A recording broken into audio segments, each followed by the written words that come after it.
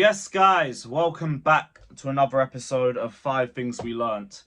It's basically 24 hours after the game. I'm nursing a massive hangover. I've had a long sleep and I'm still fuming. I'm still fuming about that game because we had Arsenal dead to rights. I haven't seen us have Arsenal in a spliff like that in years. And it means nothing. It means absolutely nothing because one stupid mistake threw the entire game away. Now I feel like, at the very least, because we're doing 5 things, I can try and talk about the positives, some of the good individual performances, but it's all bittersweet. It's all bittersweet because we should have had the 3 points on top. I should be here talking about a statement performance, talking about how we dominated and left with 3 points against Arsenal. And now it's a 90-minute game, innit? It's not a 70-minute game, so you can only talk about the performance for so long. And it's a shame. It's a shame because a lot of players got let down today. A lot of players got let down. I had cautious optimism going into the game. I saw the lineup, saw Disasi and Jackson were on the bench, and my confidence kind of deteriorated a little bit, but I still thought we could defend. Just didn't know where the goals were coming from. And then Arsenal just gifted us a penalty. I was saying the only way that we would win this game would be if we scored first. We got the first goal. When Mudryk bagged the second, my head was gone. Because I always had this down as a 1-goal game. I thought we'd done it. I thought we got the game sealed. We didn't go and get the third one. There was a couple wasteful chances, but I don't really blame the chances for why we left the game for draw. I get it. Jackson could have buried his chance. Palmer had one that was a bit unlucky. Went round the post. Just the wrong side of it. Raya does well after losing the ball to him as well and just claims it with his hands. It's just unlucky finishes. It's unlucky finishes. And Jackson, who isn't even really that sharp, so I don't really have too much blame for them. I've seen people talk about Pochettino and the substitutes. I don't think that makes a difference because we didn't lose the game based off Poch's subs. Well, drew. It feels like a loss. We didn't draw because of Poch's subs. We drew because of individual mistakes. It's as simple as that. And a little bit of a mentality problem. Because once we conceded a goal, we folded. We spread our cheeks. Pause. That's exactly what happened in the game. Arsenal are resilient, as much as I have hated to say it all season. They are a very resilient team and they have a very strong mentality too. They looked a lot worse than I gave them credit for. I'll be real, I'm not really that concerned about Arsenal in the title race anymore. I think City have to win it now because Arsenal don't look as good going forward. But defensively, they did their job. They did their job, as much as I hate to say it. This game went down to one situation, and it obviously has to be the first point, and it's Robert Sanchez. What were you doing? What were you doing with that pass? I've seen people try to blame Gallagher for it. We're not blaming Gallagher for a thing. He got given a hospital pass. We're not blaming him for not being able to handle that. Sanchez should have just passed to Enzo. Or just passed to somebody closer to him. Not a ground pass near to the halfway line with 18 minutes left to go in the game. It's stupid. It's stupid. It gave Arsenal momentum. It gave Arsenal a second wind. It took the steam out of Chelsea. It was so damaging to us. That one stupid mistake. And his distribution's been like this for a while. He's just never really paid for it. Now he needs to pattern up in that regard. I don't think you drop him. I haven't seen enough from Petrovic to say start him. I don't really care if he does. Like, the talent ID from these scouts over the last 12 months has been so good. I'll back Petrovic if you want to do that. You've proved me right or wrong with enough players, so go for it. But also, I wouldn't say bench Sanchez after one bad mistake. It doesn't really do him a lot of good in terms of his confidence and in terms of showing him faith and everything like that. So let's see what he does in the Brentford game.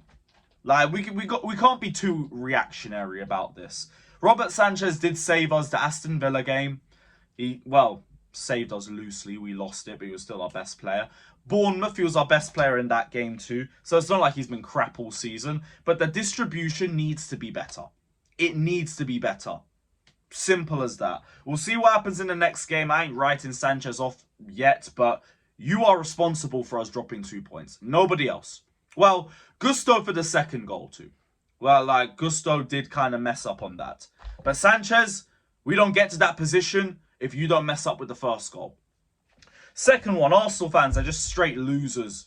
These men went from mocking Chelsea all year, belittling our team, belittling our manager, belittling our owner and our project, to trying to celebrate a draw. Typical Arsenal, by the way. They did the same thing. They did the same thing in 2020. But I don't know how they're not coming out of that game as angry as we are. Only a few Arsenal fans are doing that. Fair play to the guys like Lee Gunner, like Northside, because I spoke to them and I know they're fuming about the game too. But a lot of them's like, oh, your best performance this season and you still couldn't beat us. You should be raging. If I was an Arsenal fan, God forbid, coming out of that game, I would be livid. I would be fuming. Come off a big win against Man City and you play like that against 10th place Chelsea. What's there to flex? You lot were pathetic. The only difference is our game management was pathetic and we fucked it up ourselves. And the goalkeepers were just it's just a giant mid-off. Giant mid-off. But the fact that Arsenal fans are flexing this draw and they're speaking with any sort of chest is embarrassing. You man got dog-walked for 70 minutes.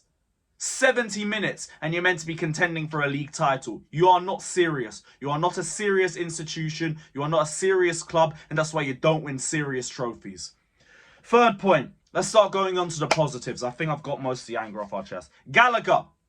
Now, I could speak on a lot of players, but a lot of people think I've got some Conor Gallagher agenda, so I'm going to talk about him today just to write that crap off. Conor Gallagher was amazing.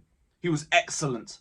Bringing him into the game was the right idea, because this was the game where you could utilise his off-the-ball work, but on the ball he was superb as well. The passing has improved. The dribbling has improved. He's got a lot stronger on the ball. He looks confident in himself. Everything is growing. Everything is improving from him. Keep it up. That's all I can ask for. Keep it up. But these are the performances that I want to see from Conor Gallagher, because he was consistent throughout the game. People ripped me for the Burnley match for saying he didn't play well. He wasn't great. He had an assist. That was it. He weren't great in the game. Today he was brilliant. Could argue he was our best midfielder out of the lot. Out of all 6 of them. And 3 of those midfielders that played today cost over 100 million. And the one that played the best was the free one. So Conor Gallagher, take a bow. Enzo Caicedo as well, brilliant. Gusto, you messed up for the second one. But you had Martinelli in your back pocket for 70 minutes. So we're going to address both sides of it. You did play well. Fourth point, another one I want to talk about, Cucurella. Second season in a row at the Bridge where he has Saka in his back pocket. But everyone was so quick to rip him off. Oh, let's keep Chilwell. He's our best left back. I've been telling people that Cucurella is our best defensive left back. But people wanted to write him off because he had one bad first season at Chelsea, even though he had hella off the field issues. The guy has balled out at right back. He has balled out at left back. And we need to have some serious conversations about trying to get rid of him in the summer. Because we shouldn't be doing it. If the performances like this continue, Cucurella should be staying. Should be our first choice left back, in all honesty. He was amazing. Probably our man of the match. Him or Conor Gallagher was our man of the match. Or Cole Palmer. Or Cole Palmer. I obviously can't forget him. Insane. Every single game I watched Cole Palmer, I am moved. Had to have 3 years of listening to people make every excuse under the sun for that dickhead Kai Havertz. This is a real baller. This is a real baller. He don't need time to adapt. He don't need time to figure out his best position. We didn't even play him on the right this time. We played him up top and he's still balled out.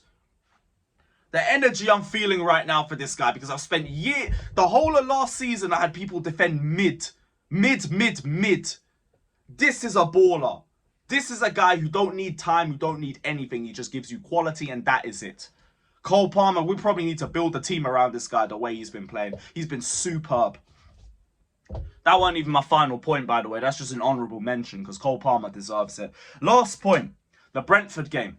I feel very confident for that one. With the way we played against Arsenal, we should be smoking Brentford. And they cannot win 3 in a row at our ground. Arsenal having 3 in a row is bad enough. Brentford, no. No. We're not doing that. We're not doing that. We're not doing that. Pattern up and let's take all the anger and all the frustration that we have coming out of this game and let's slap it on Brentford's heads. Because we need to start winning games. And we've clearly shown we can play well against the teams at the top of the table. Now when it's 15th place Brentford or God knows wherever they are. Because I think they did win on the weekend. Where are they actually? Let me have a quick look. So they, yeah, 14. 1 point difference, whatever, man. Okay, so 14th place Brentford. We should be beating them. We should be beating them. No ifs, no buts, no candy, no nuts. Go beat them. Simple as that. But yeah, it's the end of 5 things we learned. Robert Sanchez, you have a lot of making up to do, my friend. A lot of making up to do. Let me know your thoughts down in the comment section below. Don't forget to like and subscribe and all that crap. We will see you guys for the Blue Balls pod. Peace.